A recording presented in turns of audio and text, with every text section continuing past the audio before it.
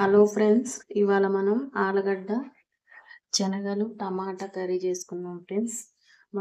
మనకు ముందుగా కావాల్సినవి ఆలుగడ్డలు శుభ్రంగా పొట్టు తీసుకొని చిన్న సైజు ముక్కలుగా కట్ చేసుకోవాలి ఫ్రెండ్స్. తర్వాత శనగలు ఉడకబెట్టుకొని పక్కన పెట్టుకోవాలి ఫ్రెండ్స్. తర్వాత టమాటా ఇలా కట్ చేసుకోవాలి మిక్సీలో గ్రైండ్ చేసుకోవడానికి.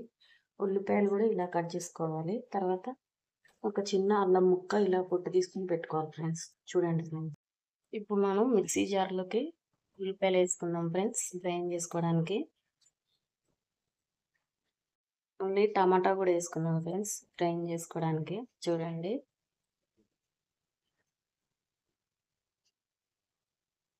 ఇంకా ఫ్రెండ్స్ మనం శనగలు కొన్ని గ్రైండ్ చేసుకుందాం టమాటాలతోనే. చూడండి ఫ్రెండ్స్, మిక్సీ జార్లో టమాటా ఇలా గ్రైండ్ చేసి పెట్టుకోవాలి.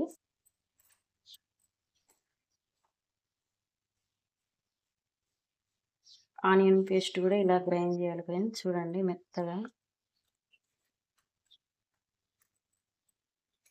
అల్లం దంచి పెట్టుకోవాలి ఫ్రెండ్స్.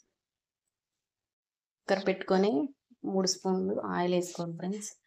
ఆయిల్ వేడెక్కింది. ఇప్పుడు ఆనియన్ పేస్ట్ వేస్తుంది.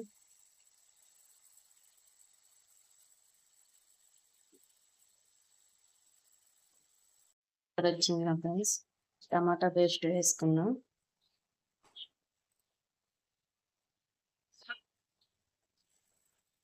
వేసుకొని మొత్తం ఇలా కలుపుకోవాలి ఫ్రెండ్స్.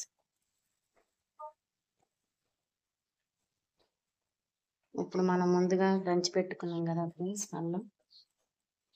ఇప్పుడు అల్లం పేస్ట్ కూడా వేసుకోవాలి ఫ్రెండ్స్.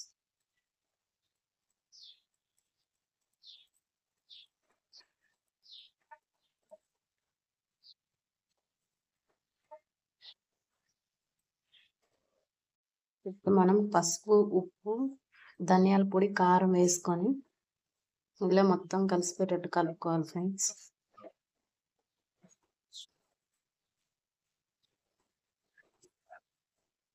కొంచెంసేపు ఉడకనివ్వాలి కర్రీని.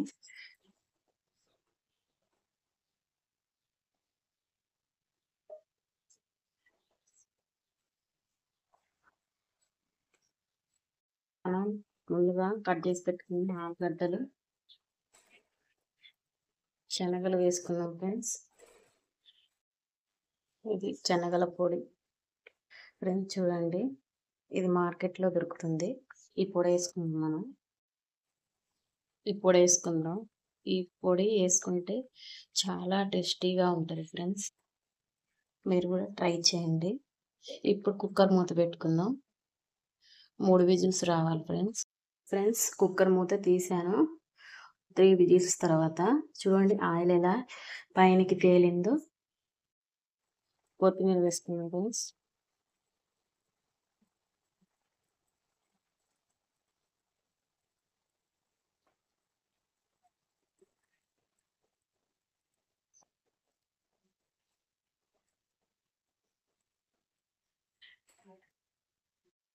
ఇంతే ఫ్రెండ్స్, శనగలు ఆలు కర్రీ రెడీ ఫ్రెండ్స్. నచ్చితే లైక్ పెట్టి షేర్ చేసి సబ్స్క్రైబ్ చేసుకోండి ఫ్రెండ్స్.